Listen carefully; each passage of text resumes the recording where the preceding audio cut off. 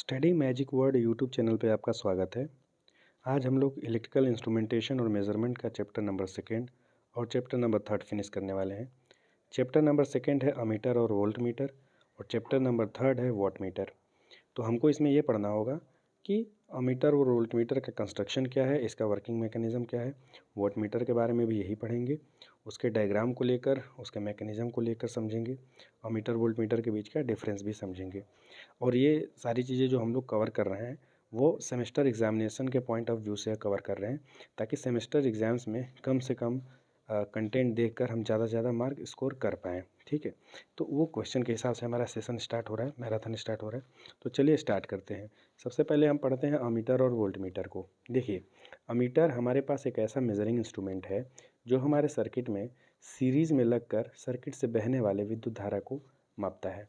वहीं पे अगर वोल्ट मीटर की बात करते हैं तो वोल्ट मीटर हमारे लोड के एक्रॉस, मतलब लोड के पैरेलल कनेक्ट होकर उसके एक्रॉस जो वोल्टेज है उसको मेज़र करता है। ठीक है, इतना क्लियर है। अब अमीटर के बारे में कुछ हम बेसिक आइडिया भी देखते चलते हैं। तो देखिए, हमारा जो अमीटर होता है उसका कनेक्शन कुछ इस तरीके से होगा। एक गैल्वेनोमीटर लगा होगा, उस गैल्वेनोमीटर के पैरेलल में एक रेजिस्टेंस लगा होता है और यही कॉम्बिनेशन हमारा क्या कहलाता है, अमीटर। ये टोटल कॉम्बिनेशन हमारा इक्विवेलेंट होता है किसके, अमीटर के। इस टोटल कॉम्बिनेशन को हम ऐसे सिंबल से दिखा सकते हैं। और अमीटर को जब हम लोग डिस्क्राइब करते हैं तो उसके अंदर तोड़ने पर ये चीज़ दिखता है। क्या दिखता है, एक galvanometer with parallel with resistance. ये जो रेजिस्टेंस लगा होता है इसको हम बोल देते हैं शंट रेजिस्टेंट। क्या बोलते हैं, शंट रेजिस्टेंट, क्योंकि ये पैरेलल में लगा है गैल्वेनोमीटर के, इसलिए शंट बोलते हैं। और अमीटर का जो ये रेजिस्टेंस अमीटर का इंटरनल रेजिस्टेंस है, इसलिए हम इसको बोलते हैं अमीटर का इंटरनल रेजिस्टेंस। और RSH का मान होता है लो। क्या होता है, लो। RSH का मान क्या होता है, लो, वेरी लो। बहुत कम मान का शंट लगाते हैं। अब बहुत कम मान का शंट क्यों लगाते हैं बेटा, इसको ध्यान देने की बात है। देखो, जो कनेक्शन हमारा अमीटर का होगा वो सर्किट में क्या होगा, सीरीज में होगा। और सीरीज में पूरी करंट हमारी बहेगी। जब करंट बहेगी और करंट यहाँ से एंटर कर रही है, इस टर्मिनल से करंट अगर एंटर कर रही है तो एंटर करने पर इसको दो रास्ते दिखेंगे। एक रास्ता ये दिखेगा गैल्वेनोमीटर वाला और एक दिखेगा शंट वाला। तो बेटा अगर सारा का सारा करंट गैल्वेनोमीटर से होकर चला जाएगा तो हमारा गैल्वेनोमीटर जल सकता है, क्योंकि इसकी वाइंडिंग बहुत बारीक कॉइलिंग से की जाती है। और हमारा मोटिव ये नहीं होता है कि गैल्वेनोमीटर पूरे पावर को कंज्यूम करे या पूरे करंट को कंज्यूम करे। इसलिए हम इसके पैरेलल में एक लो वैल्यू का रेजिस्टेंस लगा देते हैं और करंट यहाँ से आता है तो उसको दो रास्ते दिखते हैं, गैल्वेनोमीटर एक रेजिस्टेंस। तो रेजिस्टेंस वाला चूँकि बहुत ही लो वैल्यू होता है, इसलिए ज़्यादा से ज़्यादा करंट जो है वो RSS से होकर गुजर जाता है। लगभग 99.5% करंट RSS से होकर गुजर जाता है। बाकी जो 0.1% या 0.5% तक का करंट होता है वही गैल्वेनोमीटर से होकर जा पाता है। इस तरीके से हमारा ये कंस्ट्रक्शन होता है। ठीक है, ये बेटा उम्मीद करता हूँ कि समझ में आया होगा। फिर वोल्ट मीटर को बेटा हम लोग देख लेते हैं। अब वोल्ट मीटर क्या होता है, वोल्ट मीटर हमारे लोड के एक्रॉस, मतलब लोड के पैरेलल में लगा होता है। मतलब वोल्ट मीटर कुछ ऐसे कनेक्टेड होगा। ठीक है, वोल्ट मीटर कुछ ऐसे कनेक्टेड होगा, यहाँ से सप्लाई और इस डायरेक्शन से सप्लाई ऐसे ऐसे सप्लाई आ रहा होगा। ठीक है, सप्लाई आ रहा होगा और वोल्ट मीटर ऐसे पैरेलल में कनेक्ट है। तो अब देखने की बात यह है, जब यहाँ से करंट आएगा तो हमको क्या करना है, हमको ऐसा कुछ नहीं करना है कि वोल्ट मीटर से बहुत करंट जाए, क्योंकि वोल्ट मीटर से बहुत करंट जाएगा तो लोड में क्या पहुँचेगा। हम वोल्ट मीटर में कम से कम करंट फ्लो कराने का प्रयास करेंगे। अब उसके लिए क्या करते हैं, उसके लिए हमारे पास जो गैल्वेनोमीटर है उसके सीरीज में एक रेजिस्टेंस लगाते हैं और ये रेजिस्टेंस बोलते हैं हम लोग सीरीज रेजिस्टेंस। ठीक है, सीरीज रेजिस्टेंस। इस सीरीज रेजिस्टेंस का जो मान होता है वो बहुत ही हाई होता है। हाई क्यों रखते हैं, क्योंकि मान लो यहाँ से जो करंट आ रहा है, यहाँ से जो करंट आ रहा है आई, यही वाला करंट है, ये आ रहा है। अब ये इधर देखेगा तो इसको हाई रेजिस्टेंस दिखेगा तो ज़्यादा से ज़्यादा करंट इधर नहीं आएगा और ज़्यादा से ज़्यादा करंट इधर लोड से होकर चला जाता है। इसलिए हम क्या लगाते हैं, गैल्वेनोमीटर के सीरीज में एक रेजिस्टेंस लगाते हैं। उस रेजिस्टेंस का मान वेरी हाई होता है। और ये किसका कंस्ट्रक्शन है ओवरऑल, ये हमारा वोल्ट मीटर का कंस्ट्रक्शन है। देखने से समझ में आ रहा होगा आपको। अगर नहीं समझ में आता है तो वीडियो को रिपीट करके देखने का प्रयास आप करिएगा, समझ में बिल्कुल आएगा। चलिए आगे बढ़ते हैं। तो ये हमारा अमीटर और वोल्टमीटर का कंस्ट्रक्शन है। तो हम उसी के डिफरेंस को अब समझते हैं। यूज के आधार पे अमीटर और वोल्टमीटर को अगर देखें तो ध्यान दीजिएगा।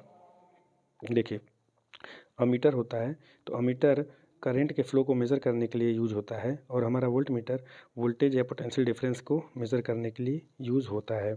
कनेक्शन की बात करें तो अमीटर हमेशा ही सीरीज में कनेक्ट होता है सर्किट में। सीरीज में क्यों कनेक्ट होता है? क्योंकि अमीटर का काम होता है करंट मापना और सीरीज में बहती है करंट, इसलिए इसको कनेक्ट करेंगे सर्किट में सीरीज में। और वोल्टमीटर क्या होगा? वोल्टमीटर हमेशा पैरेलल में कनेक्ट होता है, क्योंकि पैरेलल में कनेक्ट होने से मिलेगा हमें वोल्टेज और वोल्टमीटर मापेगा वोल्टेज।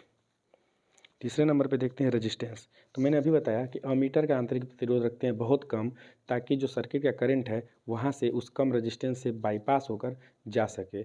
और गैल्वेनोमीटर जो लगा हुआ है उससे कम से कम करंट उसमें से होकर जाए। ठीक है, तो इसलिए हम लगाते हैं गैल्वेनोमीटर। देखो अमीटर का जो कंस्ट्रक्शन है उसमें गैल्वेनोमीटर होता है और गैल्वेनोमीटर के समांतर क्रम में एक रेजिस्टेंस जुड़ा होगा।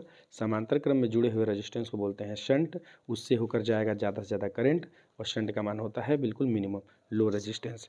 उसी तरीके से वोल्टमीटर में देखा तो वोल्टमीटर में लगा होता है रेजिस्टेंस और ये रेजिस्टेंस लगा होता है सीरीज क्रम में, किसके? गैल्वेनोमीटर के सीरीज क्रम में, और इस सीरीज रेजिस्टेंस का मान होता है हाई। नेक्स्ट पॉइंट देखते हैं रेंज। रेंज की बात करें तो हमारे अमीटर का भी रेंज बढ़ाया जा सकता है और वोल्टमीटर का भी रेंज बढ़ाया जा सकता है। यहाँ पे कैन नॉट लिखा हुआ है, कैन होगा, बढ़ाया जा सकता है। तो हम अमीटर के रेंज को बढ़ाने के लिए यूज़ क्या करेंगे बेटा? शंट का प्रयोग करते हैं। क्या करते हैं? शंट का प्रयोग करते हैं। ये जेई के एग्जाम में 1 नंबर का क्वेश्चन आपको देखने को मिलता है। पूछता है कि अमीटर का रेंज किसके द्वारा बढ़ाते हैं? शंट, मल्टीप्लायर, दोनों, इनमें से कोई नहीं, तो शंट के द्वारा बढ़ाते हैं। और वोल्टमीटर का रेंज कैसे बढ़ाते हैं बेटा? तो इसका जो रेंज है वो मल्टीप्लायर के द्वारा बढ़ाया जाता है। आगे हम लोग देखेंगे कैसे इसका हम न्यूमेरिकल अटेम्प्ट करेंगे, अभी आगे आपको देखने को मिलेगा। नेक्स्ट पॉइंट है एक्यूरेसी। तो हमारे अमीटर की जो एक्यूरेसी है वो हाई होती है जब हम वोल्टमीटर से कंपेयर करते हैं।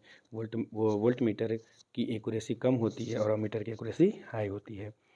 आइडियल केस, आदर्श की बात कर रहे हैं। देखो हम पहले क्या बात कर रहे थे? प्रैक्टिकल। तो प्रैक्टिकली क्या होता है? प्रैक्टिकली हमारे अमीटर का इंटरनल रेजिस्टेंस बहुत कम होता है, वेरी लो होता है, और वोल्टमीटर का आंतरिक प्रतिरोध वेरी हाई होता है।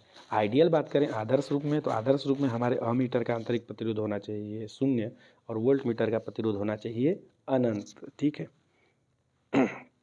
नेक्स्ट वन रिप्रेजेंटेशन है। तो अमीटर को रिप्रेजेंट करने के लिए हम लोग ए का यूज़ करते हैं और वोल्टमीटर को रिप्रेजेंट करने के लिए वी का इस्तेमाल करते हैं बेटा। ठीक है। अब थोड़ा सर्किट में एक कॉम्बिनेशन देखना बेटा, आप लोग देखने का प्रयास करिए इस चीज़ को। ये कॉम्बिनेशन आप देखिए थोड़ा, तो देखिए छोटा नहीं हो रहा है ये।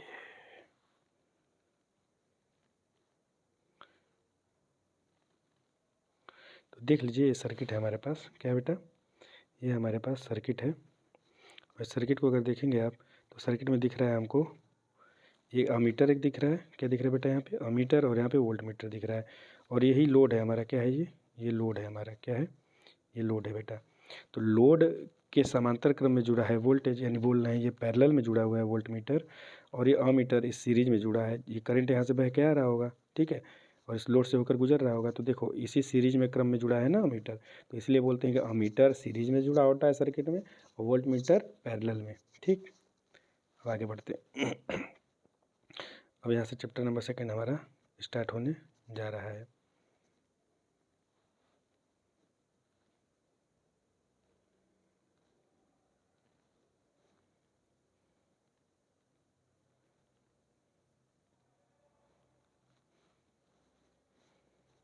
चैप्टर नंबर 2 में हमारे पास है अमीटर और वोल्टमीटर। अमीटर और वोल्टमीटर, तो अमीटर वोल्टमीटर जो होगा इसका तो काम समझ गए हैं कि अमीटर करंट को मेज़र करेगा, वोल्टमीटर वोल्टेज को मेज़र करने वाला है। लेकिन अमीटर और वोल्टमीटर होते हैं वो 2 प्रकार के इक्विपमेंट से मिलकर बने होते हैं, 2 तरीके के उपयंत्र से बनाया जाता है। एक होता है हमारे पास मूविंग आयरन टाइप इंस्ट्रूमेंट। क्या होता है बेटा? मूविंग आयरन टाइप इंस्ट्रूमेंट होता है। और दूसरा हमारे पास होगा मूविंग कॉइल टाइप। क्या होगा? Moving coil type. तो अभी मूविंग आयरन टाइप पढ़ते हैं, फिर मूविंग कॉइल टाइप हम लोग पढ़ेंगे। ठीक है, देखिए बात मेरी सुनिएगा आप लोग ध्यान से। सबसे पहले मूविंग आयरन टाइप में क्या होगा? देखिए हम जानते हैं कि चुंबकीय क्षेत्र, चुंबक जो होता है वो चुंबक एक चुंबकीय क्षेत्र उत्पन्न करता है और उस चुंबकीय क्षेत्र का गुण होता है कि वह लौह से बने हुए चीज़ों को या पदार्थ को अपनी तरफ आकर्षित करेगा। अब इसी सिद्धांत का उपयोग हम लोग करते हैं किसमें? मूविंग आयरन टाइप इंस्ट्रूमेंट में। अब 2 चीज़ें हैं, आकर्षण का बल हो सकता है या तो प्रतिकर्षण का बल हो सकता है। तो 2 चीज़ें याद रखिएगा कि चुंबकीय क्षेत्र लौह से बने हुए पदार्थ को अपनी तरफ आकर्षित करता है और दूसरा ये याद रखिएगा चीज़ कि अगर समान पोलैरिटी के दो चुंबक हैं, मतलब नॉर्थ नॉर्थ पोल एक दूसरे को अपोज करता है यानी रिपल्सन प्रोवाइड कराता है, और अब सेम पोल जो होता है नॉर्थ और साउथ अट्रैक्शन प्रोवाइड कराता है। ये दो चीज़ें भी याद रखिए, आगे हम लोग इसको पढ़ते हैं। तो सबसे पहले हम लोग मूविंग आयरन टाइप इंस्ट्रूमेंट में अगर देखेंगे तो हमको दो तरीके का इंस्ट्रूमेंट इसमें दिखेगा बेटा। दो तरीके में इसी में होगा, एक अट्रैक्शन टाइप, क्या होगा, अट्रैक्शन टाइप, ठीक है, और इसी में एक होगा रिपल्सन टाइप, क्या होगा बेटा, रिपल्सन टाइप इंस्ट्रूमेंट होगा। तो हम सबसे पहले अट्रैक्शन टाइप इंस्ट्रूमेंट को स्टार्ट करते हैं। तो इसका आपको हमें मैकेनिज्म पढ़ाता हूँ। आप लोग ये डायग्राम देखिए। सबसे पहले जो डायग्राम है, इस डायग्राम को देखिएगा ध्यान से, इस डायग्राम को ध्यान दीजिए। इस डायग्राम में क्या दिख रहा है, देखिए यही डायग्राम है, कंप्लीट डायग्राम यही है। मैं बताता हूँ आपको डायग्राम क्या है। तो इस डायग्राम में आपको दिख रहा है, ये ऊपर वाला एक सेक्शन दिख रहा है और एक नीचे वाला सेक्शन दिख रहा है। एक तरीके से ये जो गोल गोल दिख रहा है, ये वाइंडिंग की गई है, ऐसे तार के लपेटे लगाए हुए हैं, ऐसे समझ में आ रहा है, तार लपेटा गया है, वाइंडिंग की गई है। तो जब वाइंडिंग की जाएगी तो बीच में खोखला भाग होगा कि नहीं होगा, तो आप बोलोगे हाँ सर होगा खोखला भाग। अब ये वाइंडिंग जब की जा रही है, इसमें करंट फ्लो हो रहा है, तो एक चुंबकीय क्षेत्र बनता है, ऐसे क्या बनता है, चुंबकीय क्षेत्र। आपको पता है ना, कॉइल से चुंबकीय क्षेत्र बनता है, तो ऐसे मैग्नेटिक फील्ड बनेगा। मान लो इधर नॉर्थ पोल क्रिएट हो रहा है, इधर साउथ, तो चुंबकीय क्षेत्र ऐसे बनता है। अब ये चुंबकीय क्षेत्र बनेगा, तो चुंबकीय क्षेत्र के अंदर मान लो ये जो यहाँ पे जो पीस यूज कर रहे हैं ना बेटा, ध्यान देना, मैं बता रहा हूँ आपको, ये जो एक स्ट्रक्चर ऐसे दिख रहा है ना, ये लोहे का एक पीस है, क्या है, आयरन का पीस है। ये आयरन का पीस नॉर्मली यहाँ पे ऐसे लटका रहता है, ठीक है, ऐसे लटका रहता है। नॉर्मली ये आयरन पीस क्या होता है, ऐसे ऐसे लटका होता है। अब जब इसमें से हम करंट फ्लो कराते हैं, तो वो करंट फ्लो कराएंगे तो जितना करंट होगा उतना ही मजबूत हमारा चुंबकीय क्षेत्र बनता है, और जितना ही मजबूत चुंबकीय क्षेत्र बनेगा उतने ज़्यादा आकर्षण बल से इस लोहे के पिंड को ये खींचेगा अपनी तरफ खींचता है। अब इस लोहे के पिंड से दिख रहा है कि आपको कुछ दिख रहा होगा, इस लोहे के पिंड से ये पॉइंटर भी लगा हुआ है, मतलब लोहे का पिंड अगर इधर घूमता है तो ये पॉइंटर भी इधर मूव करेगा। तो पॉइंटर में डिफ्लेक्शन किससे हो रहा है, लोहे को अट्रैक्ट करने के कारण। तो चुंबकीय क्षेत्र जब लोहे के पीस को अपनी तरफ आकर्षित करता है, वो आकर्षण बल जितना ज़्यादा होगा उतना ज़्यादा आकर्षित करेगा, उतना ज़्यादा लोहा मूव करता है, लोहे का पीस मूव करता है, और उसी से लोहे के पीस से जुड़ा हुआ है पॉइंटर, और पॉइंटर भी उतना ही मूव करता है, और हमको क्या मिल जाता है बेटा, डिफ्लेक्शन। हमको क्या मिल जाता है, डिफ्लेक्शन।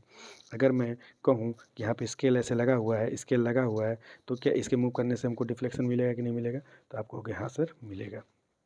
अब ध्यान देने वाली बात यह है, यहाँ पे हमको कुछ स्ट्रक्चर दिख रहा है, ये स्ट्रक्चर ऐसे दिख रहा है, ये दिख रहा है, ये क्या है, तो हमने ग्रेविटी कंट्रोल में पढ़ा था बेटा कि एक कंट्रोलिंग वेट होता है और एक बैलेंसिंग वेट होता है, प्रीवियस लेक्चर में पढ़ा था हमने। अगर आप इसको डायरेक्ट इसी लेक्चर को देख रहे हो तो प्रीवियस लेक्चर में जाओगे तो आपको बैलेंसिंग वेट और कंट्रोलिंग वेट और ग्रेविटी कंट्रोल के बारे में जो कंसेप्ट है वो पता चल जाएगा। तो बैलेंसिंग वेट और कंट्रोलिंग वेट क्या होता है, कंट्रोलिंग टॉर्क के लिए, क्योंकि हमारा जो चुंबकीय क्षेत्र है, जो हमारे पास चुंबकीय क्षेत्र है, वो एक डिफ्लेक्टिंग फोर्स लगा रहा है, हमको इधर से चाहिए इसके अपोजिशन में एक कंट्रोलिंग फोर्स, ताकि पॉइंटर क्या करे, एक रीडिंग दे सके। उम्मीद करता हूँ कि आपको समझ में आ रहा होगा। देखिए इसको अभी ध्यान देने की आवश्यकता नहीं है, ये सारी चीज़ें एक्स्ट्रा चीज़ें हैं, तो मैं इसको अगर टाइम होता तो बताता, लेकिन अभी मैराथन सेशन चल रहा है, तो जो आवश्यकता की चीज़ें हैं उन्हीं पे डिस्कस करेंगे, ठीक है। तो ये अभी मैंने डिस्कस किया अट्रैक्शन टाइप, क्या डिस्कस किया, अट्रैक्शन टाइप। और इसको अट्रैक्शन टाइप इसलिए कहते हैं क्योंकि चुंबकीय क्षेत्र लोहे से बने हुए आयरन पीस को अपनी तरफ आकर्षित करता है, और उससे हमारा मेजरमेंट हो रहा है, ठीक है। अब आते हैं repulsion type moving iron instrument में, किस पे आते हैं बेटा, repulsion type moving iron instrument पे आते हैं बेटा। इसके कंस्ट्रक्शन को हम देखेंगे और समझेंगे बेटा।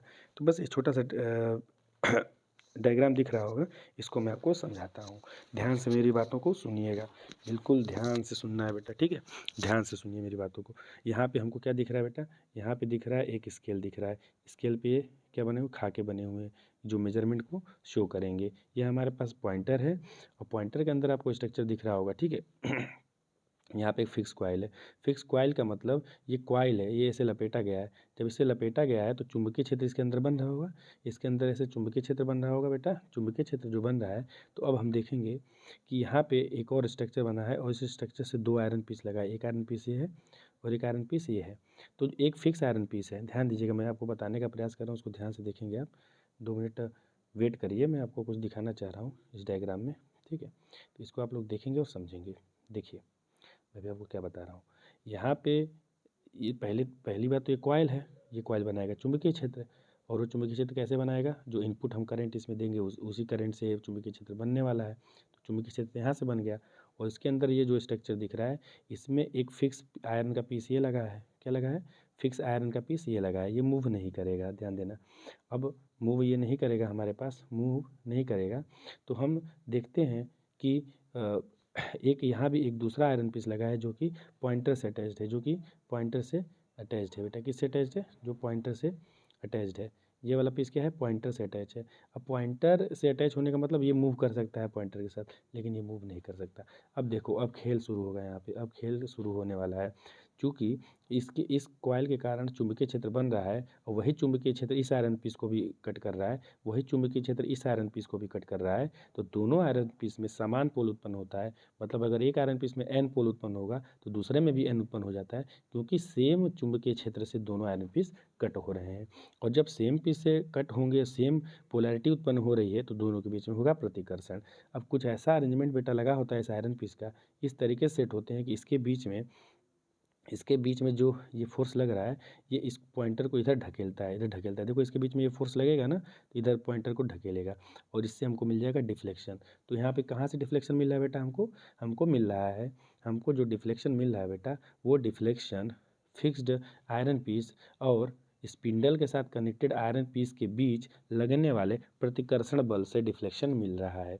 इसलिए इसको बोलते हैं रिपल्सन टाइप इंस्ट्रूमेंट, इसलिए इसको बोलते हैं रिपल्सन टाइप इंस्ट्रूमेंट। ठीक है बेटा, इसलिए इसको बोलते हैं रिपल्सन टाइप इंस्ट्रूमेंट। अब देखो, हम बता रहे थे आपको कि मूविंग आयरन टाइप इंस्ट्रूमेंट में दो तरीके के होते हैं, एक अट्रैक्शन टाइप होता है हमारे पास, एक अट्रैक्शन टाइप होता है, और दूसरा हमारे पास होता है बेटा, क्या पढ़ा हमने अभी, दूसरा होता है रिपल्सन टाइप। तो ये भी हमने पढ़ा, समझ में आया बेटा।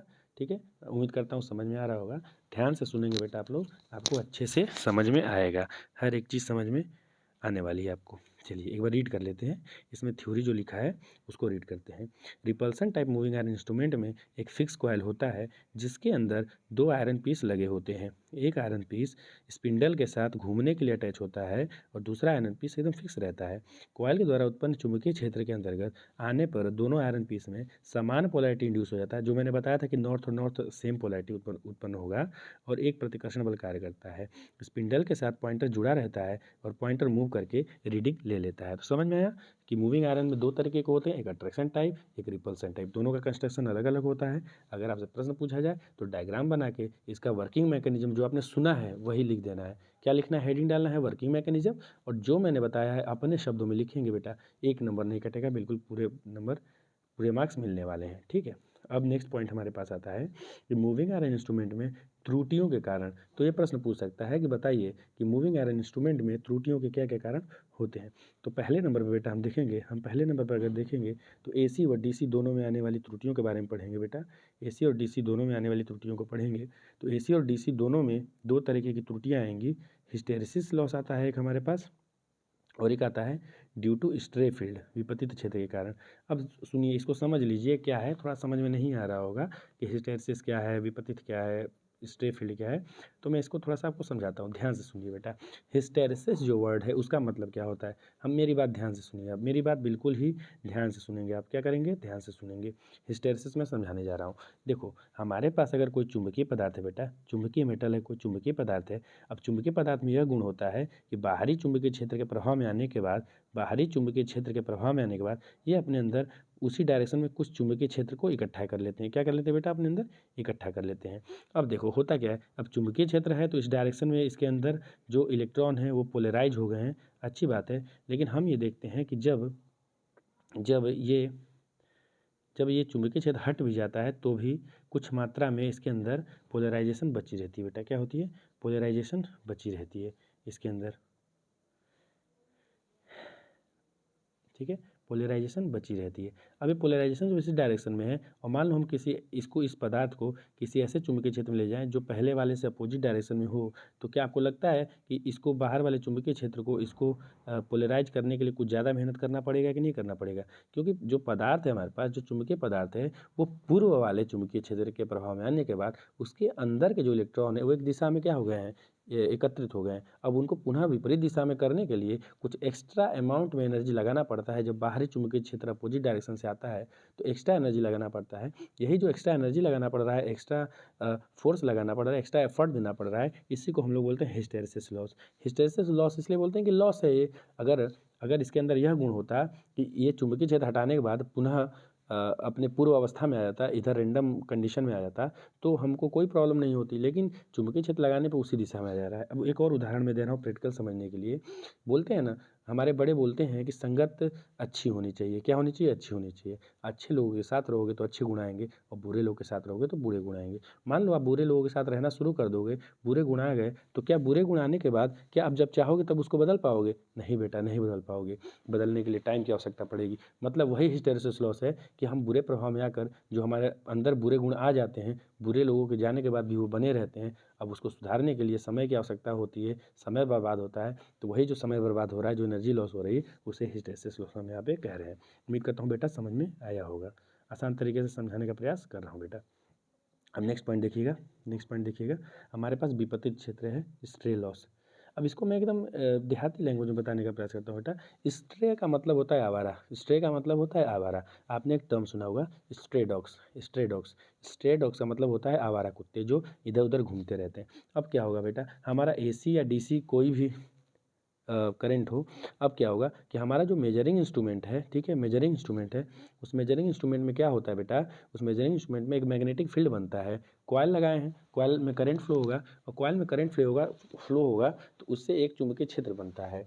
अब वह चुंबकीय क्षेत्र किसी बाहरी चुंबकीय क्षेत्र के प्रभाव में आने के कारण क्या होता है, डिस्टॉर्ट होता है, उसका प्रभाव कम हो जाता है। बाहर का चुंबकीय क्षेत्र कहीं का भी अगर उसके ऊपर पड़ेगा तो अंदर जो इंस्ट्रूमेंट के अंदर चुंबकीय क्षेत्र है वो प्रभावित हो जाता है बेटा। तो वही जो बाहरी चुंबकीय क्षेत्र है उसे बेटा हम लोग कह रहे हैं स्ट्रे फील्ड। तो ये भी एक लॉस हो गया बेटा, ये भी एक लॉस हो गया। दूसरे नंबर पे हम लोग देखते हैं केवल एसी में त्रुटियां। ऐसी त्रुटियां जो केवल अल्टरनेटिंग करंट में ही आती हैं, तो वो है हमारे पास आवृत्ति में परिवर्तन के कारण त्रुटि। क्योंकि जो आवृत्ति की बात हमारे पास आती है वो अल्टरनेटिंग करंट के कंडीशन में ही आती है।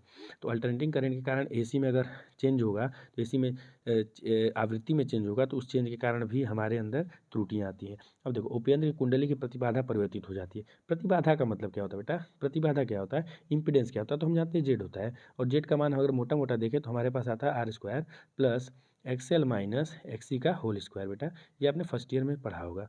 यही इंपीडेंस होता है, जेड बराबर root R square plus XL minus XC का होल स्क्वायर। अब बेटा आर तो कांस्टेंट है एसी डीसी में, इसमें फ्रीक्वेंसी का कोई प्रभाव नहीं है। लेकिन एक्सएल और एक्सी जो है वो फ्रीक्वेंसी के बदलने के साथ बदलता है। जब एक्सएल और एक्सी फ्रीक्वेंसी के बदलने के साथ बदलेगा तो जो हमारा जेड है क्या वो नहीं बदलेगा फ्रीक्वेंसी के बदलने के साथ? तो हाँ बेटा, जेड भी बदलेगा। जब जेड बदलेगा तो हमारा जो मेजरिंग इंस्ट्रूमेंट है और एक फिक्स फ्रीक्वेंसी के लिए बना होता है। अगर फ्रीक्वेंसी बहुत ज़्यादा चेंज हो जाता है तो अंदर का जो भी कंस्ट्रक्शन और वर्किंग मैकेनिज्म है वो चेंज हो जाएगा, क्योंकि ओवरऑल इंपीडेंस चेंज हो चुका होता है बेटा। ठीक है, हम नेक्स्ट देखते हैं बेटा एडवांटेज, फ़ायदे क्या है बेटा हमारे मूविंग आयरन इंस्ट्रूमेंट के फ़ायदे क्या हैं। देखिए ध्यान से, मूविंग आयरन इंस्ट्रूमेंट के फायदे हैं कि सस्ते होते हैं और मजबूत होते हैं। एसी और डीसी दोनों के लिए उपयोग में लाए जा सकते हैं। प्राप्त विक्षेपण आघूर्ण उच्च होता है, मतलब डिफ्लेक्टिंग टॉर्क उच्च होता है, क्योंकि उसमें चुंबकीय क्षेत्र के कारण आकर्षण या प्रतिकर्षण बल का प्रयोग करते हैं। कुछ क्षणों के लिए ओवरलोड भी सह सकता है, मतलब ओवरलोड की कंडीशन को भी कुछ समय के लिए सह सकता है बेटा। ठीक है, अब डिसएडवांटेज क्या है बेटा, डिसएडवांटेज देखते हैं हम लोग इसकी। तो डिसएडवांटेज हमारे पास मूविंग आयरन इंस्ट्रूमेंट की है, स्केल समान नहीं होता है, स्केल सम नहीं होता है। इसका मतलब क्या होता है बेटा, देखो हमारे पास दो तरीके का स्केल होता है, दो तरीके का स्केल होता है। एक स्केल होगा जिसमें बराबर बराबर खाने होते हैं, एक स्केल होता है जिसमें नज़दीक में तो बराबर खाने होते हैं, बाद में ये खाने चौड़े हो जाते हैं। तो इसको बोलेंगे सम स्केल, इसको बोलेंगे सम स्केल जिसमें खानों के बीच का अंतर बराबर बराबर है, इसको बोलेंगे विषम स्केल। या सम स्केल नहीं होना इसको बोलेंगे, जिसमें शुरुआती दौर में तो खाने नज़दीक हैं लेकिन बाद में जो खानों के बीच की दूरी है वो बढ़ती जा रही है, तो ये सम स्केल नहीं है, ये विषम स्केल है। और ये वाला स्केल बोला जाएगा सम स्केल। उम्मीद करता हूँ आपको समझ में आ रहा होगा। तो बेटा स्केल सम नहीं होता है, और क्या होता है बेटा, लो वोल्टेज पर पावर कंजम्पशन ज़्यादा होता है। मतलब लो वोल्टेज पर अगर इसको इस्तेमाल करते हैं मूविंग आयरन इंस्ट्रूमेंट को, तो पावर का कंजम्पशन ज़्यादा करता है। क्यों करता है पावर का कंजम्पशन? क्योंकि देखो इसमें कॉयल का उपयोग करते हैं, और कॉयल बनाता है चुंबकीय क्षेत्र, आकर्षण बल प्रतिकर्षण बल को उत्पन्न करने के लिए चुंबकीय क्षेत्र बनाता है, तो एनर्जी का कंजम्पशन ज़्यादा हो जाता है।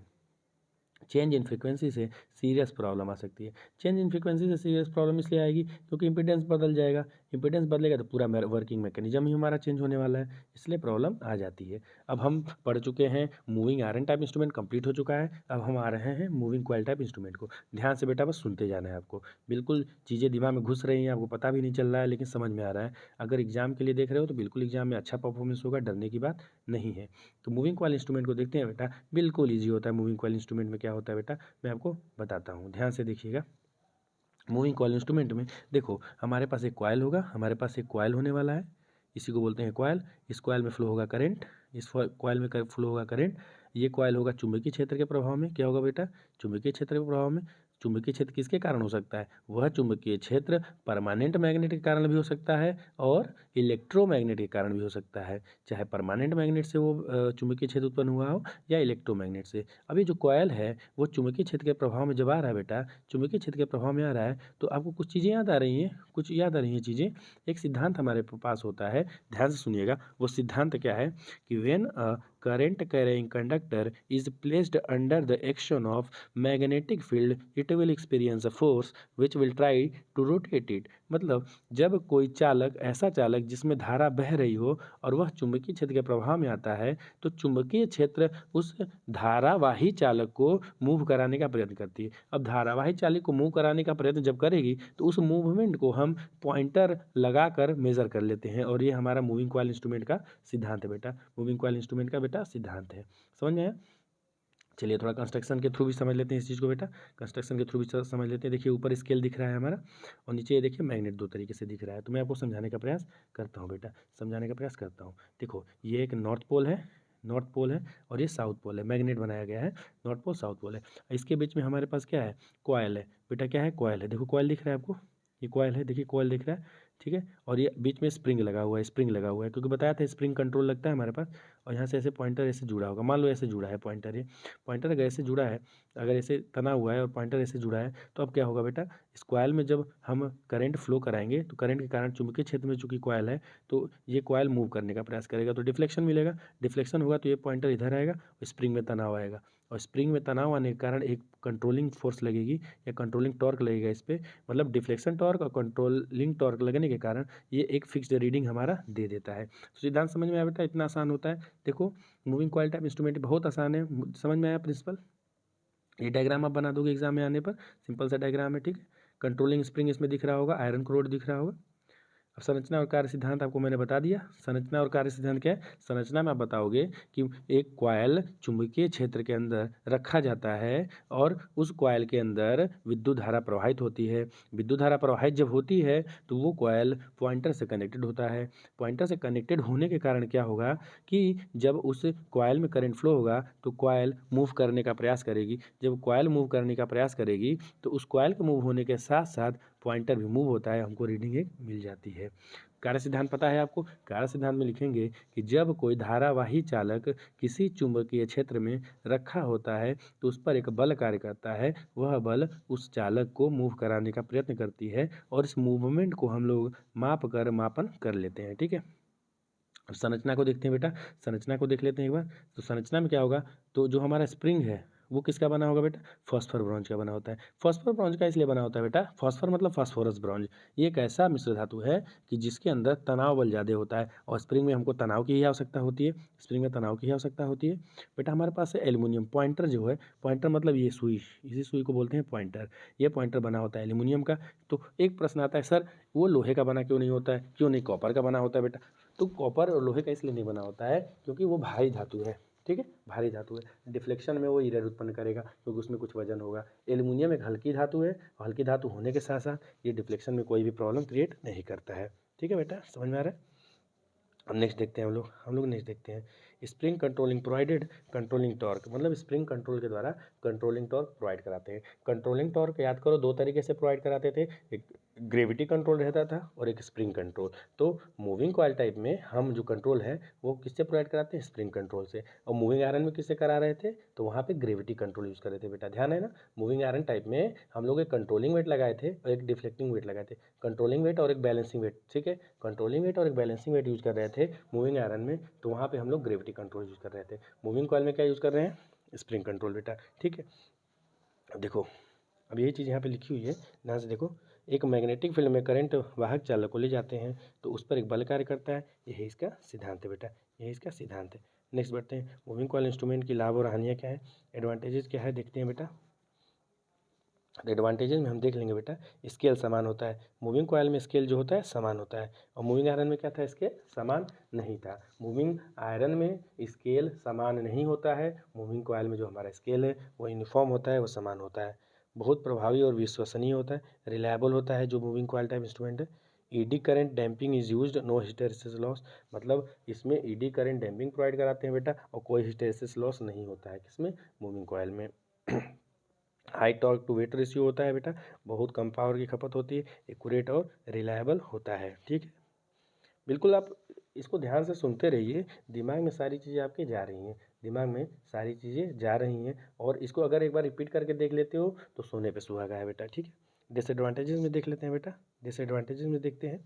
तो डिसएडवांटेजेस में है, नॉट यूज्ड फॉर एसी, मतलब अल्टरनेटिंग करंट के लिए उपयोग में नहीं लाया जाता है, एसी के लिए उपयोग में नहीं लाया जाता है। कॉस्टली होता है यानी महंगा होता है। Temperature error is possible, temperature के कारण इसमें एरर आ सकता है। Permanent magnet can be aged, मतलब जो परमानेंट मैग्नेट हम मूविंग कॉइल में यूज कर रहे हैं, परमानेंट मैग्नेट का मतलब जो नॉर्थ और साउथ पोल प्रोवाइड करा रहे थे ना बेटा, तो वो परमानेंट मैग्नेट से, और उस परमानेंट मैग्नेट में ये गुण होगा कि समय के साथ साथ उनके उसके अंदर चुंबकत्व का गुण जो होता है बेटा वो खत्म हो जाता है, चुंबकत्व का गुण जो होता है बेटा खत्म हो जाता है।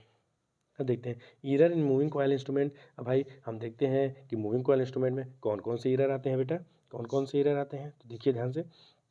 टेम्परेचर के कारण, एजिंग हीट के कारण ईरर आते हैं बेटा, मूविंग कॉइल रेजिस्टेंस के कारण ईरर आ जाते हैं बेटा। ठीक है, अब देखिए, अब नेक्स्ट पॉइंट हमारे पास है अमीटर व वोल्टमीटर में परास विस्तार, परास विस्तार की व्यवस्था, रेंज को बढ़ाने की व्यवस्था। अभी बेटा मैं आज डेरिवेशन नहीं कराने वाला क्योंकि ये हमारा मैराथन सेशन है, इसमें मोस्ट इंपॉर्टेंट तरीके से हम इसको पढ़ेंगे, तो जो इंपॉर्टेंट है वही पढ़ने वाले हैं बेटा। तो देखिए सबसे पहले ये ध्यान दीजिए कि हमारे पास परास विस्तार की 3 व्यवस्था है, हमारे पास 3 चीज़ें आती हैं। 3 चीज़ों में पहले नंबर पर शंट है, दूसरे नंबर पर मल्टीप्लायर है, और तीसरे नंबर पर उपयंत परिणामित्र है या इंस्ट्रूमेंट ट्रांसफार्मर है बेटा। अब इसके बारे में थोड़ा थोड़ा समझ लो। शंट जो होता है उसका प्रयोग करते हैं अमीटर के रेंज को बढ़ाने के लिए बेटा, अमीटर के रेंज को बढ़ाने के लिए।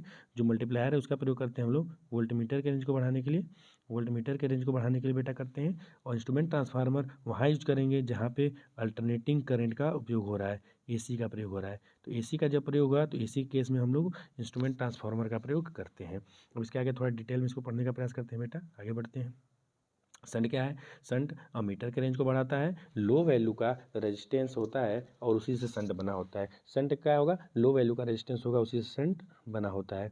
और शंट कुछ इस तरीके से लगाते हैं बेटा, ध्यान दीजिए थोड़ा। तो शंट का मतलब अगर हम रेंज बढ़ा रहे हैं, हमारे पास ये अमीटर है तो इसके शंट में ये लगा देंगे रेजिस्टेंस, इस शंट में रेजिस्टेंस लगा देंगे लो वैल्यू का रेजिस्टेंस, और इसका रेंज हमारा बढ़ जाएगा बेटा। ठीक है, इसके नीचे देखो डेरिवेशन है, डेरिवेशन नहीं देखने वाले हैं, और इसका एक फॉर्मूला इंपॉर्टेंट है, चिंता मत करिए मैं सारी चीज़ें करवाऊँगा। तो एक फॉर्मूला हमारे पास आता है कि जो शंट का मान है, शंट का मान है वो आर एस एच बराबर होता है आर ए अपॉन में N minus one, R A upon में एन माइनस वन। ठीक है, आर ए अपॉन में एन माइनस वन। मैं इसको डिस्कस करूँगा, अब बस इस बार अभी देख लो केवल, मैं इसको अभी समझाऊंगा, अभी आने वाला है नेक्स्ट लेक्चर में ही आगे है स्लाइड में। मल्टीप्लायर क्या होता है बेटा, व्हाट इज़ मल्टीप्लायर, तो मल्टीप्लायर वोल्टमीटर के सीरीज में लगने वाला रेजिस्टेंस होता है, मैं पहले ही बताया था। मल्टीप्लायर वोल्टमीटर के सीरीज में लगने वाला रेजिस्टेंस होता है, ये एक्सटर्नल सीरीज रेजिस्टेंस है, और हाई वैल्यू का रेजिस्टेंस होता है बेटा, हाई वैल्यू का रेजिस्टेंस होता है। देखिए ज़रा, तो यहाँ दिख रहा है ये हमारा वोल्ट मीटर है, ये हमारा वोल्ट मीटर है, और इसके सीरीज में मल्टीप्लायर लगाए हैं, और इससे इसका रेंज बढ़ गया बेटा, इससे इसका रेंज बढ़ गया है। और इसका मान कैसे कैलकुलेट करते हैं, इसके लिए क्या फॉर्मूला है बेटा, तो ध्यान दीजिए इसके लिए फॉर्मूला है हमारे पास, इसके लिए फॉर्मूला है, ध्यान दीजिएगा। इसके लिए हमारे पास जो फॉर्मूला है बेटा वो है आर एम बराबर R B into N minus one. इसको आगे हम अभी पढ़ते हैं बेटा, आगे हम पढ़ेंगे। ठीक है, चैप्टर नंबर 2 फिनिश हो गया है, लेकिन चैप्टर नंबर 2 में एक चीज़ बाकी है, न्यूमेरिकल जो हमारा वोल्टमीटर अमीटर से है रेंज बढ़ाने से के कंसेप्ट से, उसको पढ़ना है बेटा। तो उसको हम अभी पढ़ेंगे, वोल्टमीटर कवर करने के बाद वो अच्छे से हम लोग अभी डिस्कस करने वाले हैं। देखिए वोल्टमीटर पे आगे, वोल्टमीटर क्या है, इसके बेसिक कंसेप्ट को हम लोग बेटा पढ़ते हैं, इसके बेसिक कंसेप्ट को हम लोग पढ़ते हैं। तो जो वोल्टमीटर है वो क्या करता है, विद्युत शक्ति, इलेक्ट्रिकल पावर क्या है पहले इसको देखते हैं। डीसी के केस में पावर डीसी करंट और वोल्टेज के गुणनफल के बराबर होता है। एसी के केस में शक्ति 3 प्रकार की होती है, आभासी शक्ति होती है। आभासी शक्ति क्या है, तो एसी में करंट और वोल्टेज के आरएमएस के मान के गुणनफल को अपरेंट पावर कहते हैं। अपरेंट पावर का मतलब आभासी शक्ति कहते हैं, ठीक है, आभासी शक्ति कहते हैं। इसकी यूनिट क्या होती है? इसकी यूनिट वोल्ट एम्पियर या किलो वोल्ट एम्पियर होती है। ध्यान देना, आभासी शक्ति या जो अपरेंट पावर है इसकी यूनिट वोल्ट एम्पियर या किलो वोल्ट एम्पियर होती है। वोल्ट एम्पियर या किलो वोल्ट एम्पियर होती है, ये ध्यान देने वाली बात है बेटा। इसके बाद हमारे पास जो है कंसेप्ट है, उसको हम लोग देखते हैं बेटा, देखते हैं। उसके बाद आभासी के बाद हमारे पास आता है वास्तविक शक्ति। वास्तविक शक्ति की बात आ रही है हमारे पास। तो वास्तविक शक्ति क्या है बेटा? वास्तविक शक्ति क्या है? तो वास्तविक शक्ति को जब देखें तो एसी में वोल्टेज और करंट के आरएमएस के मान और उनके बीच के कालांतर के कोज्या मतलब कॉस थीटा की बात हो रही है, कि गुणनफल को वास्तविक शक्ति कहते हैं। मात्रक वॉट होता है। वास्तविक शक्ति का मात्रक क्या है? वॉट है। क्या है? वॉट है। और आभासी शक्ति का मात्रक क्या था? किलो वोल्ट या किलो वोल्ट एम्पियर। ध्यान देना है बेटा, इसका फॉर्मूला होता है P = VI cos और जो हमारे पास आभासी शक्ति है उसका फॉर्मूला क्या था? VI, केवल VI था। P = V × I, केवल V × I था। और हमारे पास वास्तविक शक्ति का जो फॉर्मूला है P = VI cos है बेटा। ये समझने वाली चीज़ है, इसको ध्यान देना है। नेक्स्ट हमारे पास प्रतिघाती शक्ति आ गई है। प्रतिघाती शक्ति का मतलब होता है रिएक्टिव पावर। प्रतिघाती शक्ति का मतलब रिएक्टिव पावर। तो आभासी शक्ति तथा फाई के साइन ज्या के गुणनफल को प्रतिघाती शक्ति कहते हैं। मतलब इसमें क्या होता है? P = VI sin phi. प्रतिघाती शक्ति का मान होता है P = VI sin फाई। इसका मात्रक VAR होता है। VAR का मतलब वोल्ट एम्पियर रिएक्टिव। VAR का मतलब होता है वोल्ट एम्पियर रिएक्टिव। क्या होता है वो बेटा? वोल्ट एम्पियर रिएक्टिव होता है बेटा। तो इसको बोलेंगे वोल्ट एम्पियर रिएक्टिव। एक बार मैं रिवाइज कराता हूँ, ध्यान से सुनेंगे आप लोग, ध्यान से सुनेंगे। हमारे पास 3 शक्तियाँ थी। आभासी शक्ति थी, ट्रू पावर थी, और हमारे पास प्रतिघाती शक्ति है। जो आभासी शक्ति है या अपरेंट पावर है उसका मात्रक हमारे पास था वोल्ट एम्पियर। जो हमारे पास ट्रू पावर था या ट्रू पावर को क्या बोलते हैं बेटा? हमारे पास वास्तविक शक्ति है, उसकी यूनिट वॉट थी। और हमारे पास जो प्रतिघाती शक्ति है उसके लिए मात्रक जो यूज कर रहे हैं VAR, वोल्ट एम्पियर रिएक्टिव। अब वॉट मीटर पे आते हैं बेटा। वॉट मीटर लोड के द्वारा ली गई वास्तविक शक्ति को मापता है। किसको मापता है? वास्तविक शक्ति को। किसको मापता है बेटा? वास्तविक शक्ति यानी ट्रू पावर को मेजर करेगा। ये अपरेंट पावर को नहीं मेजर करेगा, रिएक्टिव को मेजर नहीं करेगा, ये मेजर करेगा ट्रू पावर को। तो ये पहला पॉइंट आपको मिल गया। औसत शक्ति को वॉट में मापते हैं। क्या कहते हैं? औसत शक्ति को वॉट में मापते हैं। मतलब यूनिट क्या है? वॉट। यूनिट क्या है उपयोग में लाते हैं? वॉट बेटा। नेक्स्ट देखते हैं, आगे बढ़ते हैं।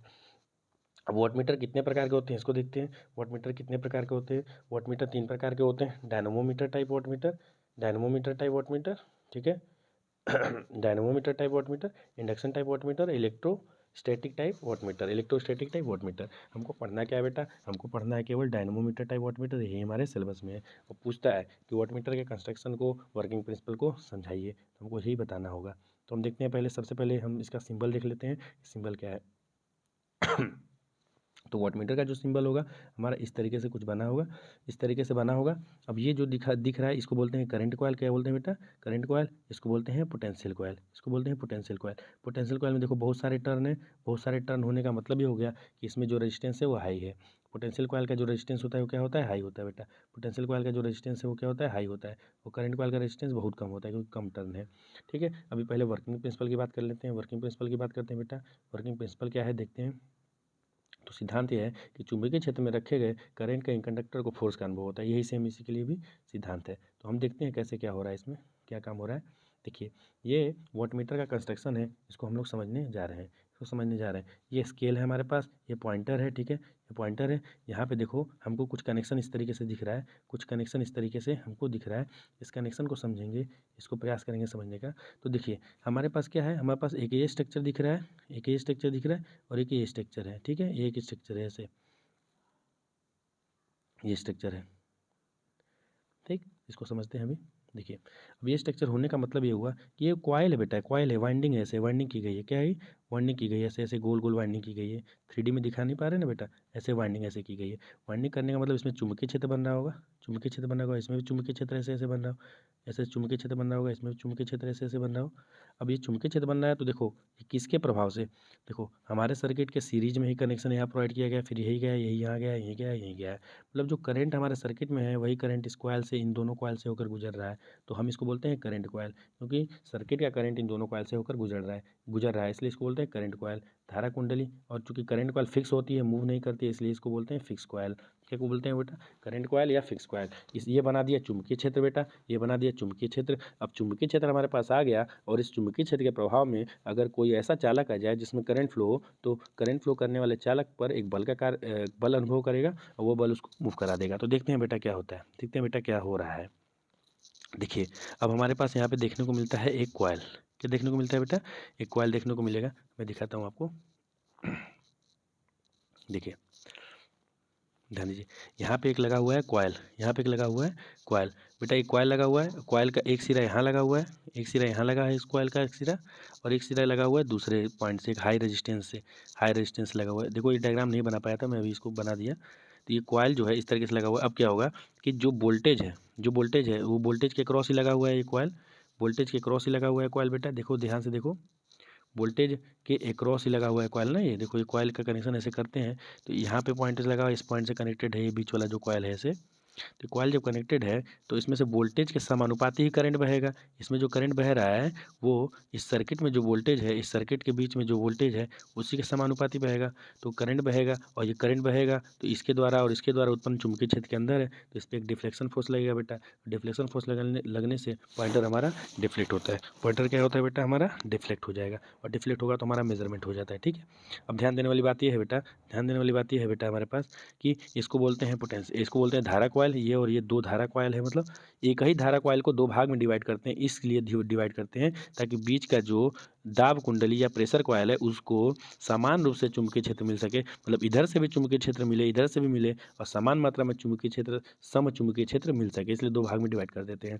बीच में पोटेंशियल कॉइल इसलिए कहते हैं बेटा, बीच वाले को पोटेंशियल कॉइल इसलिए कहते हैं क्योंकि ये पोटेंशियल को मेजर करता है। ठीक है, पोटेंशियल को मेजर करता है, जो पोटेंशियल डिफरेंस है उसको मेजर करता है। इसको प्रेशर कॉइल के नाम से भी जानते हैं, प्रेशर कॉइल या पोटेंशियल कॉइल, प्रेशर कॉइल या potential coil.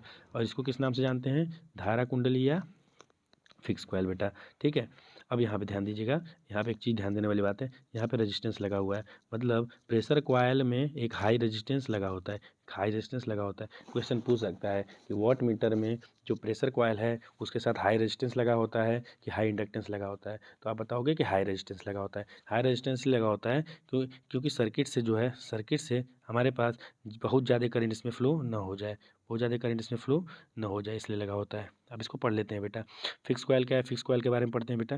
Fix coil load के साथ सीरीज में जुड़ा होता है, मैंने बताया ना कि फिक्स कॉइल क्या होता है, करंट कॉइल होता है, यही हमारा करंट कॉइल होता है, और लोड के साथ सीरीज में जुड़ा होता है। करंट कॉइल कहा जाता है, मतलब फिक्स कॉइल को ही करंट कॉइल कहा जाता है। लोड करंट फिक्स्ड कॉइल से ही गुजरता है, जो लोड का करंट है वो हमारे वोल्टमीटर के फिक्स्ड कॉइल से ही गुजरता है। फिक्स्ड कॉइल दो भागों में बटा होता है, दोनों एक दूसरे के साथ आमने सामने रखे होते हैं। फिक्स्ड कॉइल के कारण समचुंबकीय क्षेत्र बनता है, समचुंबकीय क्षेत्र। फिक्स्ड कॉइल को दो भाग में बांटने का रीजन यही है कि समान रूप से चुंबकीय क्षेत्र हमारा बन पाए। ठीक है, नेक्स्ट पॉइंट देखते हैं बेटा, नेक्स्ट पॉइंट हम लोग देखते हैं, समझते हैं। मूविंग कॉइल है, दूसरा भाग हमारे पास मूविंग कॉइल है। It is known as pressure coil. Moving coil को प्रेशर कॉइल के नाम से भी जानते हैं बेटा। Connected in parallel with supply, supply के साथ पैरेलल में कनेक्ट होता है। Current flow in pressure coil indirectly proportion to the supply voltage. मैंने बताया था बेटा, मैंने अभी बताया था कि जो हमारे पास प्रेशर कॉइल है, जो हमारे पास यहाँ पे प्रेशर कॉइल है बेटा, जो यहाँ पे प्रेशर कॉइल दिख रहा है, यहाँ पे प्रेशर कॉइल दिख रहा है, इस प्रेशर कॉइल में बेटा जो करंट फ्लो होगा वो सप्लाई वोल्टेज के समानुपाती में ही फ्लो हो रहा है। मैंने अभी बताया था आपको, ठीक है, अभी बताया था। मूविंग कॉइल, अच्छा प्रेशर कॉइल को मूविंग कॉइल कहते हैं। देखो प्रेशर कॉइल को मूविंग कॉइल कहते हैं, तो मूविंग कॉइल क्यों कहते हैं इसको मैं बताता हूँ, ये भी समझ लो बेटा। मूविंग कॉइल इसलिए कहते हैं क्योंकि यही पॉइंटर के साथ कनेक्टेड है, जो प्रेशर ये कॉइल है ना बेटा, जो प्रेशर कॉइल है ऐसे, ये प्रेशर कॉइल इसके साथ कनेक्टेड है। प्रेशर कॉइल जैसे जैसे मूव होगा वैसे ही पॉइंटर मूव होता है। क्योंकि प्रेशर कॉइल मूव होने के लिए स्वतंत्र होता है, इसलिए इसको बोलते हैं मूविंग कॉइल, इसलिए इसको बोलते हैं बेटा मूविंग कॉइल। ठीक है, समझ में आया बेटा, हाँ समझ में आया होगा। Current flow in pressure coil in directly proportional to the supply, pointer moving coil पर लगा होता है, मतलब प्रेशर कॉइल पे ही पॉइंटर लगा होता है। Spring is use to control the deflection. इसमें किस तरीके का कंट्रोलिंग सिस्टम होता है, तो स्प्रिंग कंट्रोलिंग सिस्टम होता है बेटा, स्प्रिंग कंट्रोलिंग सिस्टम होता है हमारे पास। अब देखो, current in moving coil is controlled by high resistance. Current in moving coil is controlled by high resistance. High resistance के द्वारा कंट्रोल होता है, ठीक है बेटा। अब देखो कंट्रोल किस तरीके से प्रोवाइड होता है, तो use to provide controlling torque, type of controlling could be use gravity और स्प्रिंग। तो वाट मीटर में जो कंट्रोलिंग सिस्टम है वो स्प्रिंग कंट्रोल भी यूज कर सकते हैं और ग्रेविटी कंट्रोल भी हम यूज कर सकते हैं। अब डैम्पिंग की बात आते हैं। डैम्पिंग क्या होता है बेटा, तो डैम्पिंग हमारे पॉइंटर में जो ऑसिलेशन आता है, जो उसमें वाइब्रेशन है, जो अपने मीन पॉइंट के आए दाएं बाएं जो मूवमेंट करता है, जो ऑसिलेट करता है, उसी ऑसिलेशन को डैम्पिंग बोलते हैं बेटा। उसको ऑसिलेशन बोलते हैं जो ऑसिलेशन हो रहा है, और उस ऑसिलेशन को कम करने की जो प्रक्रिया है वही डैम्पिंग कहलाती है। वो पॉइंटर का जो ऑसिलेशन है उसको कम करने की प्रक्रिया डैम्पिंग कहलाती है। तो एयर फ्रिक्शन डैम्पिंग इसमें प्रोवाइड कराते हैं। It reduce the oscillation of pointer. Pointer के ऑसिलेशन को रिड्यूस करता है। स्केल और पॉइंटर की बात करते हैं तो स्केल लीनियर होता है। Moving coil moves linearly. Moving coil linearly move करता है। Pointer deflection is directly proportional to the line, ठीक है। तो जो करंट I1 I2 है उसके डायरेक्टली प्रोपोर्शनल होता है हमारा मूविंग कॉइल बेटा, मूविंग कॉइल, ठीक है। ईरर इन इलेक्ट्रोडायनोमीटर टाइप वाटमीटर। अब इसके ईरर के बारे में देख लेते हैं बेटा कि इलेक्ट्रोडायनोमीटर टाइप वाटमीटर में ईरर क्या क्या हो सकता है बेटा। तो ईरर हमारे पास पहले पॉइंट है प्रेशर कॉइल। प्रेशर कॉइल में क्या ईरर हो सकता है, there is some inductance in pressure coil. Pressure coil में कुछ इंडक्टेंस रहता है पहले से। Current lags behind voltage. और इंडक्टर में हम नेचर जानते हैं कि इंडक्टर में जो करंट होता है वो वोल्टेज से लैग करता है, पीछे चलता है बेटा, पावर फैक्टर लैग। इसलिए जो पावर फैक्टर है वो भी लैगिंग मिलता है हमें, पावर फैक्टर भी लैगिंग मिलता है। मीटर रीडिंग इज हाई, ठीक है। प्रेशर कॉइल में इंडक्टेंस होने के कारण प्रेशर कॉइल में इंडक्टेंस होने के कारण पावर फैक्टर लैगिंग मिलता है और मीटर की रीडिंग हाई आती है। मतलब वाट मीटर कुछ रीडिंग ज़्यादा बताता है, जितना पावर खर्च हो रहा है उससे कुछ ज़्यादा बताने लगता है due to pressure coil error. ध्यान दीजिए बेटा। अब देखिए pressure coil capacitance. Pressure coil का कैपेसिटेंस के बारे में देखते हैं बेटा। तो capacitance increase the power factor. अब इंडक्टेंस था तो वो डिक्रीज कर रहा था पावर फैक्टर को, कैपेसिटर क्या करेगा, इंक्रीज करेगा। और कैपेसिटर के कारण क्या होगा, तो मीटर में कुछ रीडिंग आने, मीटर के रीडिंग में कुछ ईरर आने लगेगी बेटा। Error due to mutual inductance. Error due to mutual inductance. तो mutual inductance between current coil and pressure coil create error. अब जो करंट कॉइल है और प्रेशर कॉइल है उस दोनों के कारण कुछ म्यूचुअल इंडक्टेंस बन जाता है, दोनों के कारण म्यूचुअल इंडक्टेंस बन जाता है, उसके कारण कुछ ईरर हमको देखने को मिलने लगती है। Eddy current error. Eddy current get induced in coil due to magnetic field. चूँकि जो कॉइल है वो चुंबकीय क्षेत्र के अंदर ही है तो उसके कारण ईडी करंट बनेगा, और ईडी करंट के कारण कुछ ईरर हमको देखने को मिलता है बेटा, कुछ ईरर देखने को मिलता है। Stray magnetic field. External magnetic field affect the meter magnetic field.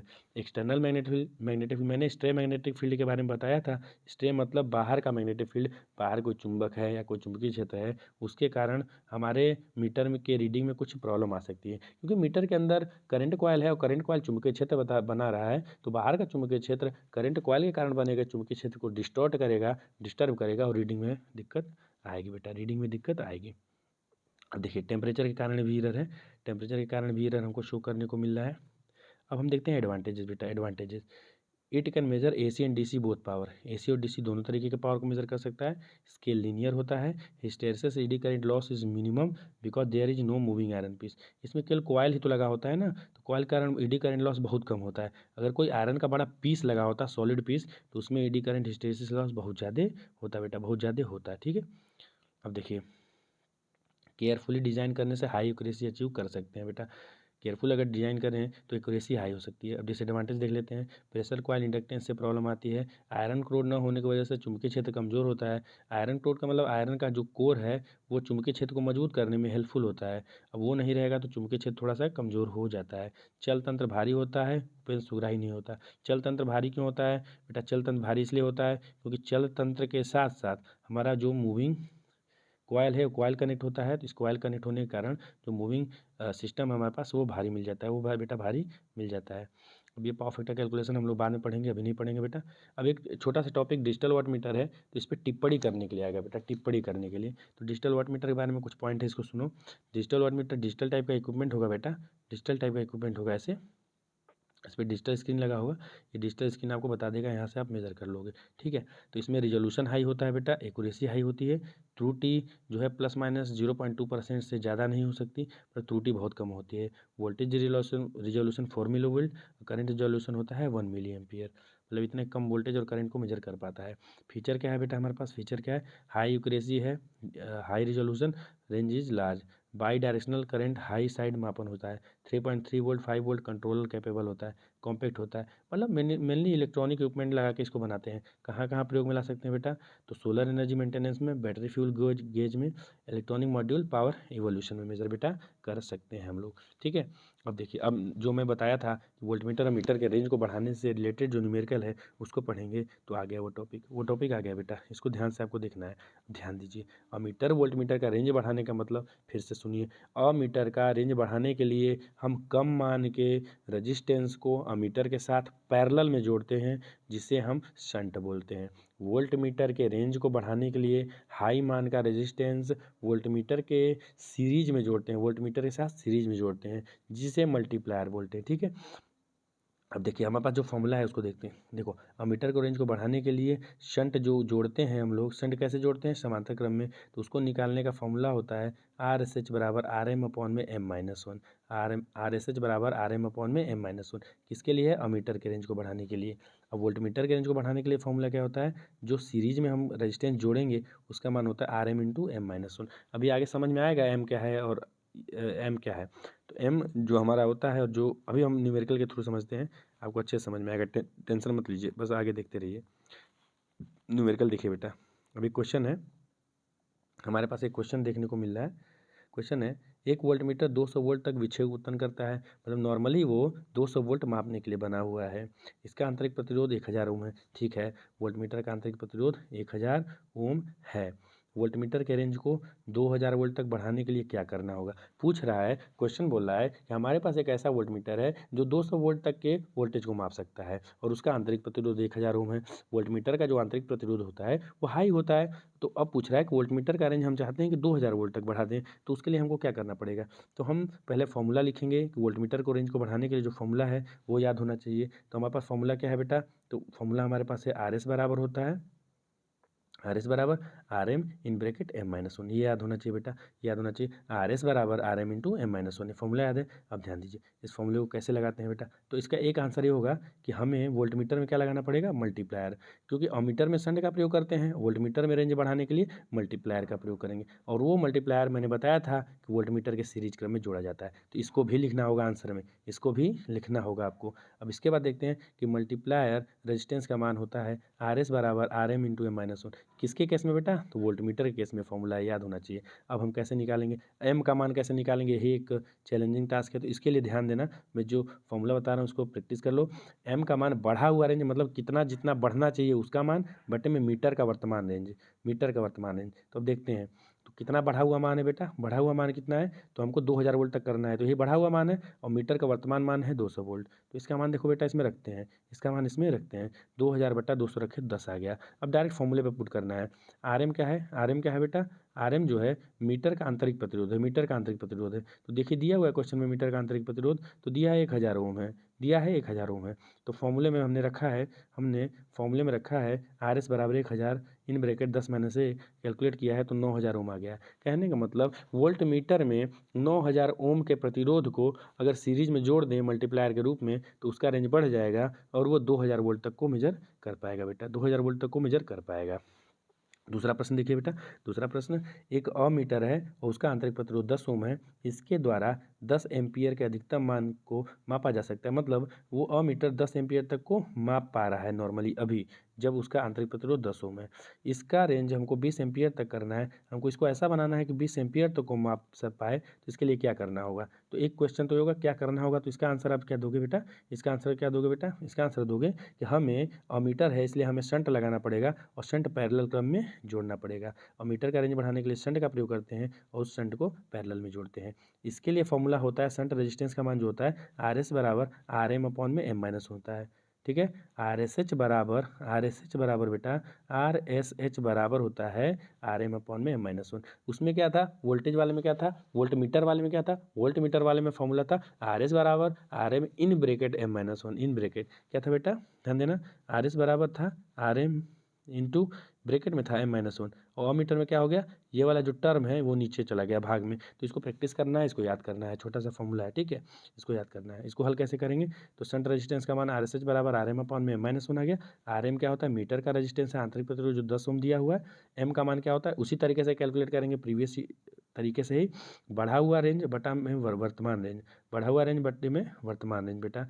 अब इसको देखते हैं, देखो क्या है क्वेश्चन, देखते हैं कितना बढ़ाना है 20 एम्पियर तक, वर्तमान क्या है 10, तो 20 बटा में 10 करेंगे बेटा, 20 बटे में 10 करेंगे, 20 बटे में 10 किया 2 आया, फॉर्मूले में रख दिया 10 बटे में 2 माइनस से 10 ओम। मतलब 10 ओम के रेजिस्टेंस को अगर हम अपने अमीटर के साथ शंट में लगा दें, पैरेलल में लगा दें, तो उसका रेंज बढ़ जाएगा और 10 एम्पियर की जगह पे वो 20 एम्पियर को मेजर कर पाएगा। कुछ और मैं डायग्राम आपको दिखाना चाहता हूँ, कुछ डायग्राम दिखाना चाहता हूँ ताकि आपकी अंडरस्टैंडिंग बढ़ सके, आपकी अंडरस्टैंडिंग जो है बन सके बेटा।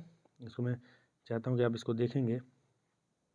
देखिए ये एक डायग्राम है हमारे पास, ये डायग्राम किसका है बेटा, चुंबकीय क्षेत्र तथा लौह उपयंत्र, लौह उपयंत्र वाला है ये फील्ड। देखिए लौह उपयंत्र कैसे फील्ड है, जो मैं अभी बनाया था आपको, ये कॉइल है बेटा, ये क्या है कॉइल, कॉइल देखिए यही कॉइल है बेटा, ये कॉइल है, कॉइल में से कॉइलिंग की गई है। इस कॉइलिंग के कारण देखो चुंबकीय क्षेत्र का दिशा दिखा रहा है आपको, चुंबकीय क्षेत्र का दिशा दिखा रहा है, चुंबकीय क्षेत्र दिशा दिखा रहा है। और यहाँ पे लोहा है, ये लोहा एक आयरन का पीस है, ये आयरन का पीस है। अब ये चुंबकीय क्षेत्र जितना तगड़ा होगा इतना ही ये इधर मूव करेगा और इससे जो पॉइंटर लगा होगा वो मूव कर जाएगा। तो अट्रैक्शन टाइप, ये अट्रैक्शन टाइप वाला ये हो गया, आकर्षण बल देखो लग रहा है इसमें ना, तो अट्रैक्शन टाइप हो गया। अब इसके बाद देखो इसमें, देखो अट्रैक्शन टाइप वाले में और कैसे कंस्ट्रक्शन होता है, देखो यहाँ पे क्या डायग्राम है इसको देखना है, पॉइंटर लगा हुआ है, पिस्टन लगा हुआ है, एयर फ्रिक्शन डैम्पिंग प्रोवाइड कराते हैं। ये क्या है, एयर फ्रिक्शन डैम्पिंग है, इसके अंदर एयर है और ये पिस्टन के साथ इसको कनेक्ट किए हैं, ये पॉइंटर है हमारा, ठीक है। और देखो यहाँ पे संतुलन भार है, नियंत्रण भार है, यानी ग्रेविटी कंट्रोल यूज हो रहा है। संतुलन भार जो यूज होता है और जो कंट्रोलिंग भार है वो ग्रेविटी कंट्रोल में यूज होता है बेटा, है ना। तो इससे ये क्लियर हो गया। अब नेक्स्ट देखते हैं बेटा, अब देखो रिपल्सन वाला जो मैं बता रहा था, रिपल्सन वाला बेटा देखिए यहाँ पे रिपल्सन वाले में देखिए क्या सिस्टम है, स्थिर लोहा है और मूविंग लोहा है, चल लोहा है। देखिए बेटा क्या हो रहा है, यहाँ पे देखो ये स्थिर लोहा है और ये मूविंग लोहा है, मूविंग लोहा कनेक्टेड है पॉइंटर से, मूविंग लोहा कनेक्टेड है पॉइंटर से, स्थिर लोहा यहाँ पे लगा है। और ये जो गोल गोल देख रहे हैं वाइंडिंग प्रोवाइड किया है, वाइंडिंग, इस वाइंडिंग के कारण उत्पन्न चुंबकीय क्षेत्र के अंतर्गत ये भी आ रहा है और ये भी आ रहा है। जब ये भी आ रहा है ये भी आ रहा है, दोनों में समान पोल नॉर्थ नॉर्थ बन रहा है, तो इसके बीच में रिपल्सन लगेगा, रिपल्सन लगेगा तो इधर इसको धकेलेगा, धकेलेगा तो पॉइंटर इधर मूव करेगा और रीडिंग हमें मिल जाएगी। बेटा समझ में आ रहा है ना बेटा, समझ में आ रहा है ना, हाँ समझ में आ रहा होगा। अब इधर देखते हैं बेटा क्या कंस्ट्रक्शन है, देखते हैं चुंबकीय क्षेत्र लौह उपयंत्र। चलिए इसको भी ठीक है, एक बार देखिए मैं बताता हूँ। देखिए यही कॉइल है, देखिए ये कॉइल है, गोल गोल दिख रहा है ना आपको, इसमें वाइंडिंग की गई है बेटा, इस कॉइल में वाइंडिंग की गई है। देखिए गोल गोल दिख रहा है ना आपको, ये देखो गोल गोल दिख रहा है ना, इसके अंदर तार लपेटे गए हैं, तार लपेटे जाने के कारण बेटा, 2 मिनट सॉरी, देखिए सॉरी अभी बेटा थोड़ा देखेंगे। देखिए तार लपेटे जाने के कारण बेटा इसमें चुंबकीय क्षेत्र देखो ऐसे बन रहा है ना, चुंबकीय क्षेत्र बन रहा है। और इसके अंदर अब देखते हैं बेटा, हम लोग इसके अंदर देखते हैं, तो अंदर देखो क्या मैकेनिज्म दिख रहा है हमको, इसके अंदर देखो एक ये पीस दिख रहा है जो कि पॉइंटर के साथ कनेक्टेड है, अगर ये नाचता है तो इस नाचने के साथ साथ ये वाला लोहा नाचेगा, लेकिन ये स्थिर है, इसी से कनेक्टेड है। अब इसमें भी एन बन रहा है, इसमें भी एन बन रहा है, तो दोनों के बीच में प्रतिकर्षण बनेगा, इसको धकेलेगा और इधर मूव करेगा, इधर मूव करने के कारण ये रीडिंग दे देगा। तो समझ में आ रहा है बेटा। अभी देखिए ये मूविंग कॉयल वाला है, ये मूविंग कॉयल है, चुंबकीय क्षेत्र तथा चल कुंडलन व्यवस्था। इसमें देखो क्या है, देखिए थोड़ा, तो देखिए थोड़ा इसको समझने का प्रयास बेटा करिए, तो थोड़ा इसको मैंने समझाया आपको, इसमें आपको कंस्ट्रक्शन देख कर समझ में आ जाएगा। ये चुंबकीय क्षेत्र, चुंबक है नॉर्थ पोल साउथ पोल, इसके अंदर ये कॉयल लगी हुई है, कॉयल लगी हुई है, ठीक है, कॉयल लगी है, कॉयल में करंट फ्लो हो रहा है, ये चुंबकीय क्षेत्र के प्रभाव में आएगा तो कॉयल ऐसे मूव करने का प्रयास करेगा। जब कॉयल मूव करने का बेटा प्रयास करेगा तो कॉयल के साथ लगा हुआ है हमारा पॉइंटर, कॉयल के साथ ही लगा हुआ है ये पॉइंटर, कॉयल के साथ ऐसे पॉइंटर लगा है, तो जब ये कॉयल ऐसे मूव करेगा तो ये पॉइंटर भी ऐसे मूव करेगा और ये रीडिंग यहाँ से दे देता है बेटा। यही वर्किंग मैकेनिज्म है, उम्मीद करता हूँ आपको समझ में आ रहा होगा। तो अगर हमारे कंटेंट में कुछ क्वालिटी है और ये अगर समझ में आ रहा हो तो कृपया करके हमारे चैनल को सब्सक्राइब करिए, शेयर करिए, और इच्छा अगर ना हो, ना पसंद आ रहा हो तो शेयर सब्सक्राइब ना करिए, लेकिन पढ़ाई ज़रूर करिए बेटा, पढ़ना आवश्यक है, ठीक है। माँ बाप के बहुत सपने लगे हुए हैं बेटा, बहुत सी जिम्मेदारियाँ होती हैं जिसको निर्वहन करना है, शायद अभी आपको रियलाइज़ ना हो रहा हो। तो मैं इसी उम्मीद के साथ आपको बाय बाय करता हूँ कि आप अपने भविष्य के लिए जागरूक रहेंगे और मेहनत करेंगे।